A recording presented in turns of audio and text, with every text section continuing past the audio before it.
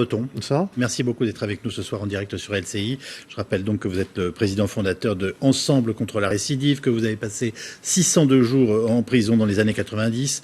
Vous aviez été condamné pour abus de biens sociaux dans ce qu'on appelait à l'époque l'affaire Botton, dans le cadre de la mandature de Michel Noir, qui était à l'époque à la mairie de Lyon. Et que je dis que je méritais d'aller en prison et que la justice a sauvé ma vie. Et vous avez fait le tour de 7 maisons d'arrêt. Ouais. Bref. Tout à l'isolement. La prison, vous la connaissez de l'intérieur, inclus l'isolement dont on reparlera dans quelques instants. Ce qui est annoncé aujourd'hui par le ministre de la Justice, en gros entre 10 et 16 000 nouvelles places de prison d'ici 2025. Est-ce que vous prenez ça au sérieux? Est-ce que c'est une bonne nouvelle? C'est de la politique. C'est-à-dire qu'on a, il y a 4 jours, des surveillants qui sont menacés, qui font preuve d'un attentat. On a des prisons qui sont en mutinerie, Vivonne, qui est fermée. On a 100 détenus qui refusent de monter dans leurs cellules à 2 reprises à Villepinte. On a des surveillants, parce qu'il faut en parler, qui commencent à se radicaliser. Et puis, surveillants qui commencent à se radicaliser. Bien sûr, oui, mais vous avez des informations là-dessus? Oui, non, mais c'est clair. À Arles, voilà, il y a des surveillants qui commencent à se radicaliser. Excusez-moi, un surveillant qui se radicalise dans une prison, ça veut dire quoi? Il n'est pas dans l'instant, j'allais vous dire, mis aux arrêts, comme on dit. Ça veut dire, non, je vais expliquer. D'ailleurs, il y a 2 surveillants pour cette raison qui vont passer en conseil de discipline. Et ça veut dire qu'ils ne serrent plus la main des femmes et qu'ils parlent aux détenus qu'en arabe. Voilà ce qui se passe et on nous annonce quelque chose en 2025. En 2025. Je crois rêver, quoi. Malheureusement, c'est horrible. Et en plus, ça vient d'un homme pour lequel j'ai énormément de respect. C'est-à-dire Jean-Jacques Urvoas, c'est lui qui a répondu à notre demande de faire défiler les surveillants sur les Champs-Élysées, a répondu... Je rappelle qu'il s'agissait de les faire défiler pendant le 14 juillet. Exactement, pardon. Et que c'était une première, et qu'en effet, ça a créé à la fois un choc et une émotion dans les... Ensuite, ils ont été très applaudis d'ailleurs. Oui. Ensuite, c'est lui qui a fait venir la presse en prison sur une loi qu'on a aidé à voter. Donc c'est quelqu'un qui a des convictions, mais là, je le reconnais plus. J'ai envie de lui dire, si c'est ça, faut démissionner, Jean-Jacques. Faut démissionner. 2025. Mais ils ouvrent pas les yeux, ce qui s'est passé depuis le 14 juillet. Ils ouvrent pas les yeux. C'est-à-dire qu'avant, c'était des gens radicalisés hommes. Maintenant, c'est des femmes, c'est des mineurs. Ils ouvrent pas les yeux. Ils ne voient pas l'actualité comme nous. Ils ne la vivent pas. Pierre Botton, je vais vous dire quelque chose qui va vous paraître brutal. En tout cas, jusqu'ici, la situation de nos prisons, une majorité de Français s'en foutent totalement. Oui, en gros, c'est des truands, ils sont là-bas parce qu'ils l'ont bien voulu et les conditions de leur détention ne sont pas un problème. Vous permettez, je vous coupe. Quand vous dites c'est des truands, est-ce que quelqu'un qui paye pas sa pension alimentaire est un truand? Est-ce que quelqu'un qui a un problème de permis de conduire est un truand? Attendez, je finis. Oui. Est-ce que quelqu'un qui a fait un vol sans violence est un truand? Maintenant, je vais aller plus loin. Je vais raconter une histoire, il m'a autorisé à la raconter. C'est Jean-Jacques Debout qui est un réalisateur. Jean-Jacques Debout, il a un problème avec l'alcool. Il sort d'une soirée, il prend sa voiture, il est un peu bourré. Excusez-moi, ça arrive à beaucoup de Français. Il n'a pas de cul, a un feu rouge, il tape une voiture de police. Ah, bonjour, on peut avoir des dédicaces. Attends, mais on va quand même taper son nom sur l'ordinateur. Il a plus de permis. En tôle, le soir même. Le soir même. Je crois pas que ce soit un truand, Jean-Jacques Debout. Donc il faut qu'on sorte de ça. Dans les prisons, vous avez évidemment des violeurs, évidemment, mais la majeure partie, c'est des petits délits. On va reprendre les problèmes un par un, puisque vous le connaissez, je le rappelle, de l'intérieur, inclus l'isolement. D'ailleurs, une petite chose, j'ai découvert que l'isolement, selon vous, ça n'existait absolument pas. Donc quand on dit qu'on met un détenu à l'isolement, ça ne veut rien dire. Mais pourquoi? Expliquez-nous. Tout simplement, je vais vous expliquer. Moi, j'ai fait 602 jours à l'isolement dans 7 maisons d'arrêt, donc je sais de quoi je parle.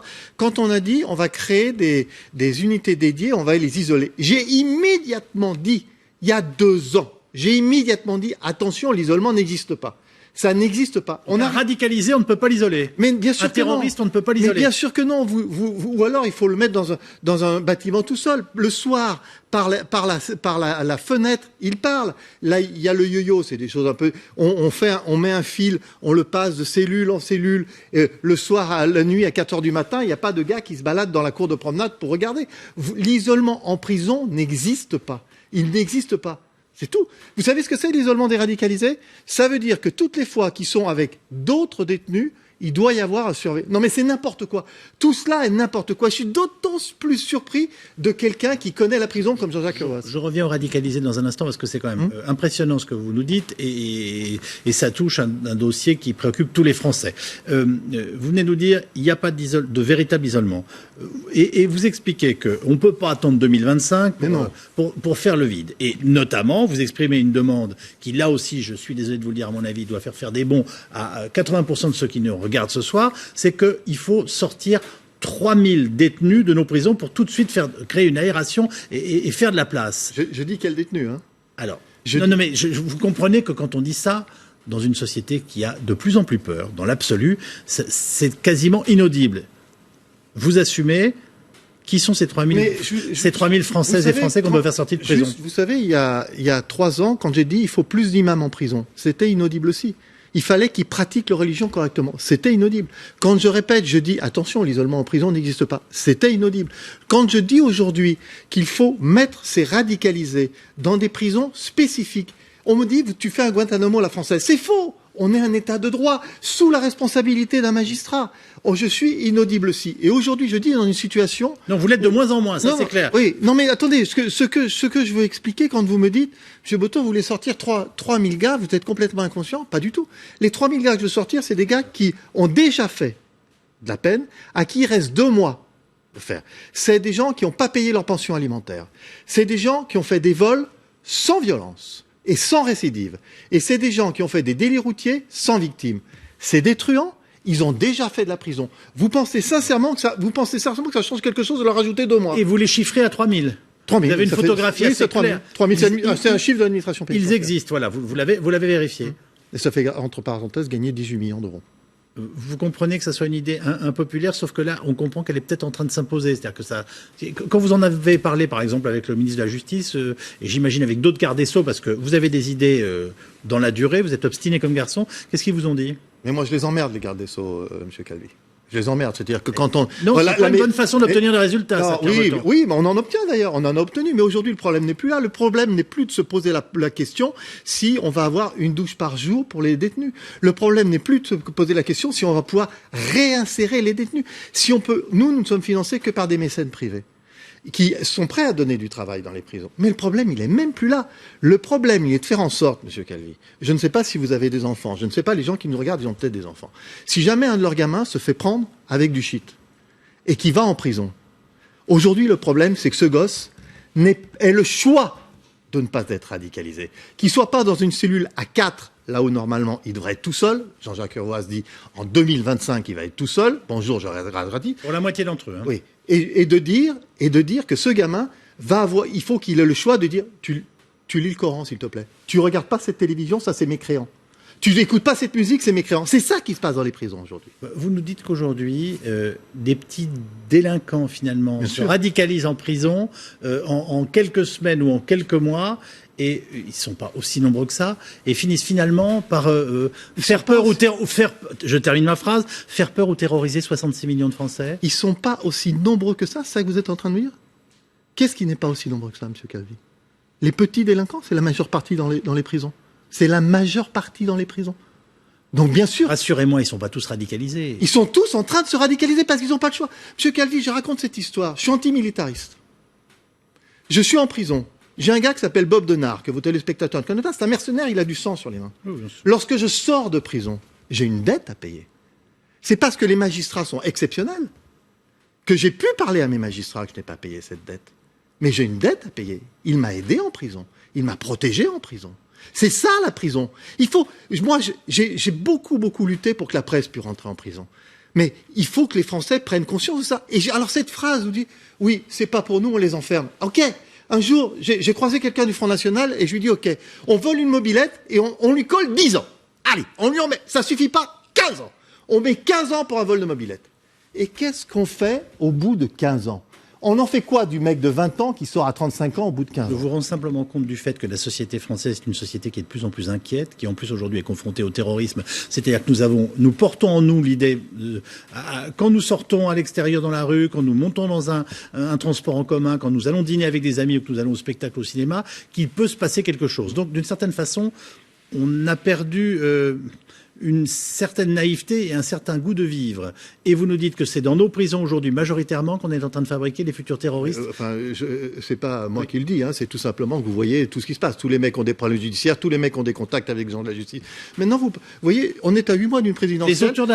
Les auteurs d'attentats sont tous passés par la case prison. 50%. 50%. Et tous, pratiquement tous, ont eu des problèmes judiciaires. Et c'est pareil, cette réflexion qui est, le dernier, il n'est pas passé en prison. Non mais vous vous foutez de ma gueule.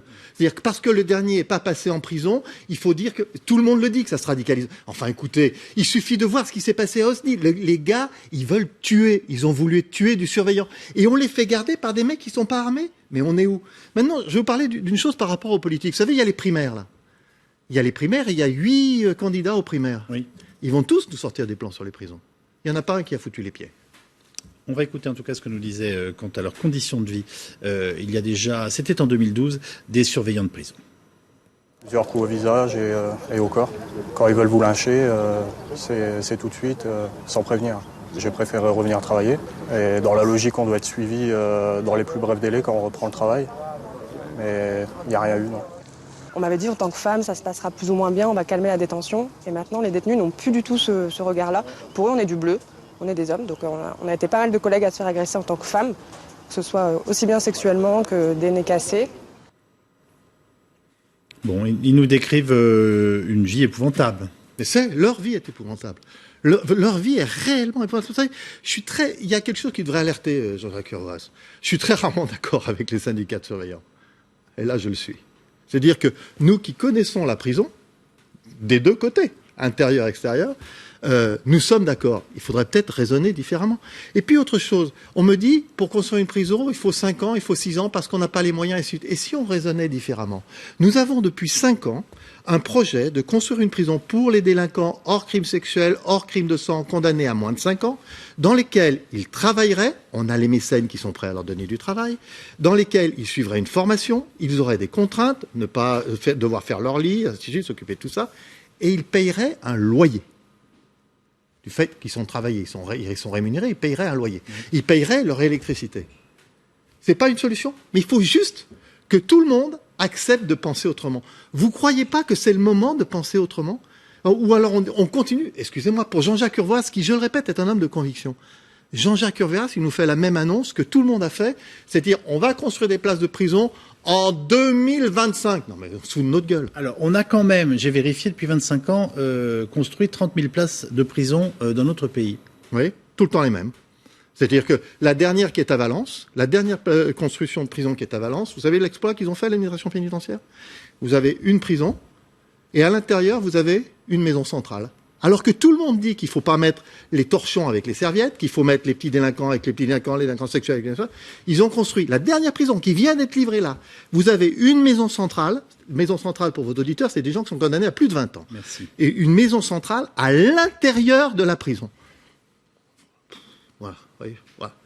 Donc, on est complètement désemparés, désabusés. Vous voyez, je suis complètement fou. Est-ce que vous vous rendez compte que les pouvoirs publics ne savent pas ce que c'est que l'urgence? Mais moi, j'ai le sentiment que quand ça les concerne, les politiques, ils savent bien ça, ce que c'est que l'urgence. Et vous savez, les Français, très longtemps, n'ont pas voulu entendre parler de leur prison. Oui, c'est vrai. C'est un espace qu'on a envie de nier. Il faut y être confronté une fois dans sa vie ou aller visiter un ami ou un membre de sa famille pour physiquement ressentir ce qu'est une prison. C'est vrai, mais je le comprends, puisque moi, quand j'étais industriel et si on m'avait parlé des prisons, j'aurais dit non, mais oublie, laisse tout ça. Et voilà, je suis tout à fait d'accord avec ça et je le comprends. C'est pour ça que j'explique aux gens, non pas concernant mon cas personnel, j'explique aux gens, faites très attention, on y va très très vite en prison. Et vous êtes à ce moment-là confronté à tout ce que je viens d'expliquer. Vous êtes confronté à la fouille, à la saleté, mais surtout à la proximité. Je vais vous donner un exemple. C'est comme si vous mettiez dans une voiture conçue pour 2, une Smart, oui. Vous mettiez 4 personnes. Vous imaginez ce que ça fait? Pour les toilettes, pour tout ça, vous imaginez ce que ça fait? En plus, comme il y a une grosse surpopulation, moins de parloirs, moins de promenades, ne parlons même plus d'activité. Donc on cultive la violence. On cultive le rapport de force. Voilà. Vous savez, les gens qui se radicalisent, Monsieur Calvi, c'est pas les grands braqueurs, hein. Eux, on va pas les emmerder pour leur demander de se radicaliser, de lire le Coran et tout ça. C'est pas eux, hein. C'est malheureusement les plus faibles. C'est les plus faibles. J'ai bien compris ce que vous m'avez dit tout à l'heure. Bob Denard vous a protégé ou fait protéger? Non, il m'a protégé. Et ça veut dire, excusez-moi, en quoi étiez-vous mis en danger pendant votre séjour en prison, en plus l'ayant passé à l'isolement? Justement parce que l'isolement n'existe pas, d'abord, et puis quand vous avez des titres de journaux qui disent que vous avez fait des malversations que j'ai reconnues, mais des malversations importantes, eh bien évidemment, vous êtes une cible, vous êtes immédiatement une cible. Une prison, c'est une cloche. Je peux vous raconter. Ça veut dire quoi? C'était Botton, il a tapé de l'argent, donc il a un magot quelque part. On va le menacer, on finira. Et puis plein d'autres choses. Mais c'est pas très intéressant pour les téléspectateurs. Mais j'étais tous les soirs dans une émission qui s'appelait le Bébé de Show, qui était l'équivalent des Guignols aujourd'hui. Et évidemment, chaque soir, on relatait cette histoire. Ma vie a été exposée. Mais je méritais tout ça. Est-ce que votre vie était menacée en prison pour que Bob Denard trouve un moyen de vous protéger? J'avais un contrat sur ma tête, oui, bien sûr. J'avais un contrat sur ma tête, mais c'est le passé, c'est il y a 25 ans. Oui, mais enfin, c'est pas normal que dans nos prisons... Je veux juste le faire remarquer à nos téléspectateurs. Attendez juste, parce que M. Calvi, vous trouvez normal qu'aujourd'hui, en 2016, on ne puisse pas se laver tous les jours? Vous trouvez normal aujourd'hui qu'en 2016, on doit rester, si vous avez un défaut de permis de conduire, 23 heures sur 24 dans votre cellule et côtoyer des gens qui vont vous mettre une pression folle? C'est ça la lutte. Il faut que les Français sachent. Il y a 60% des gens qui sont en prison qui récidivent. On se pose pas une question? Je vous pose une question. Si vous perdiez 60% de vos téléspectateurs, vous resteriez longtemps? Ça fait 30 ans que ça dure ici. Ça fait 30 ans que ça dure dans les prisons. Et que tout le monde trouve ça absolument normal. Qu'est-ce que vous a appris votre séjour en prison, Pierre Botton? Qu'il faut s'occuper des autres, déjà, qu'il y a un devoir de s'occuper des autres, que toute ma première partie de vie était une erreur. Voilà, était une erreur. Mon rapport à l'argent était une erreur. Le rapport avec l'importance de ma famille, de mes enfants, de mes gosses. Que ce qui était important, c'est pas forcément qu'ils volent en avion privé ou en première classe, mais que je passe du temps avec eux, que je les laisse faire ce qu'ils veulent. Je pense que la prison a sauvé ma vie, mais a surtout sauvé celle de mes enfants. Vous dites, la prison m'a sauvé la vie et probablement celle de mes enfants. Oui, au début, ça a été très très dur pour eux, mais grâce à cela, je les ai pas. Si vous voulez, quand il y en a 2 qui ont la passion du cheval. Vous voyez, je suis très très fier. Il y en a une qui vient d'accompagner l'équipe du Brésil de para-olympique. Oui. Je pense pas que si elle avait été la fille du Pierre Botton de la première fois, elle serait allée accompagner l'équipe de Paralympique. En tout cas, cette situation que vous avez vécue a conduit au fait qu'aujourd'hui, vous ayez notamment fondé Ensemble contre la récidive. Oui. On a bien compris que vous alliez continuer votre combat. Merci d'être venu. Je veux juste dire le site www.ensemblecontrelarrécidive.com. Il y a une vidéo qui est éloquente sur le passif des politiques. Voilà qui est fait. Merci Pierre Botton d'être venu ce soir sur LCI. Merci à vous, M. Calvi. L'émission est rediffusée comme chaque soir à 22h. Merci de votre fidélité. Vous êtes de plus en plus nombreux tous les jours à nous rejoindre et nous en sommes ravis. Bonne soirée, à demain.